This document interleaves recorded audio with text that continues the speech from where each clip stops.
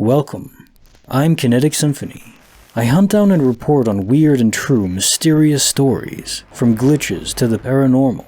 Would you like even more content? Here's my Patreon. Now onto the stories. Case file number 1113, written by Fawwal. The Bird.exe Fatal Crash. One afternoon in July, in the northeastern United States, my family and I were outside enjoying the weather and slightly drinking. I've only had 2 beers and was on point with the others. I then noticed a bird in the sky that was standing still, not flapping its wings. No movements or variations in location to accommodate change in wind speed or direction. Its head wasn't moving around, not gaining or losing altitude. I don't think I can convey how motionless it was. It was just sitting there, frozen. Bird.exe has stopped working. I brought it to the attention of everyone else. We all stood there, looking at this bird, waiting for a sign that it was real. It took over 2 minutes of watching this bird and it finally moved, like it was no longer frozen in time, like nothing was ever weird in the first place. Whatever it was we witnessed, it was not normal. Something was at work. Something was different about that bird. Case notes are file 1113, the Bird.exe Fatal Crash. So I think people would attribute this, if told the story, that the bird was merely gliding in place as a balancing act of physical forces like the wind, the lift from the bird's wings, etc. But we're not the average person, we know better. As described, it bears no relation to a slow glide effect, which is well known in physics. No, this is a localized time pocket anomaly. People see it often for planes and other objects too, but generally things that are naturally flying. The bird, or those on a plane traveling through these anomalies, don't feel different, but they may notice that more time than usual has passed. The people on the plane, I'm speaking, the bird wouldn't care. What I find is most peculiar, however, is that instruments on board would keep track of time. On a plane, the GPS that planes use to navigate is literally a positional system that triangulates position by using time, the time to ping different satellites in space. If a localized distortion occurred, everyone would know. Even if it's a small amount of time, like say a minute, people would know because the GPS system would be out of whack. And I mean literally on radar too, you would see a plane stuck in place and then appear ahead. So the government would know about these anomalies, but it isn't being forthright about it. Which isn't exactly a surprise, but it does make you wonder. What things are they keeping from us? A lot, I imagine. All we can do is infer from different people's accounts, which is what we're doing here. Creepy file number 91, written by Fulcanelly, the Ghostly Meow.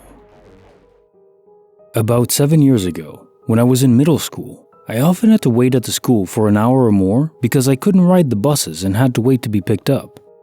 To pass the time, I often spent my hour, or even longer in some cases, on the side of the school where I could watch a multitude of cars go by and sometimes see a stray cat roam around.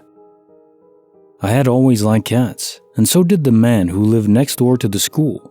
One day, when I tried to pet one of the strays I found, the cat ran over to the man who lived next door.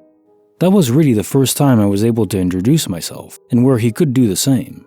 He told me he had seen me hanging around the edge of school quite a lot, and that he noticed that I wanted to pet some of the strays. He had told me that a lot of strays visited his home because he often left food out, and I was welcome to come over if I wanted to enjoy their company.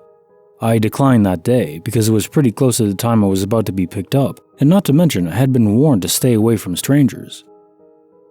However, over the next few days, the man repeatedly asked me if I would like to come over. Being a child who loved animals, I couldn't refuse the prospect of playing with kittens over waiting in a parking lot. He led me to his back porch where there were quite a few cats coming and going, though some seemed a little afraid of my presence. I wanted to reach out and pet one as I was about to ask a question, but the man put a finger to his lips as he told me in a whisper, "They'll run away if you make any noise." I drew back a little and nodded as I just watched for a while. Eventually, a few of the braver, or possibly curious, cats ventured closer. I was even able to pet a few, and that soon became my afternoon ritual on the weekdays. However, when I was reaching my final days of middle school and about to advance to junior high school, the man asked me if I would still come by to see him and the cats. I told him that I wasn't really sure if my parents would let me, which gave him a rather stern expression. We didn't talk much after that, and any day afterwards when I came to play with the cats, he never came outside. On my final day of waiting on the middle school grounds, I knocked on the back door porch for the last time. I wanted to say goodbye at the very least. I didn't notice it at the time, but I didn't see any cats hanging around the porch this time. It wasn't the same man that I knew that answered the door. I could see similarities, but he was much younger. He looked a little confused, and I asked him about the older man who lived there. He told me that he was the only one who lived there, other than his father before him. I told him that was who I wanted to talk to, but he quickly informed me that his father hasn't been part of this world for at least 20 years. I asked him if he was joking, but he didn't find the whole situation very funny.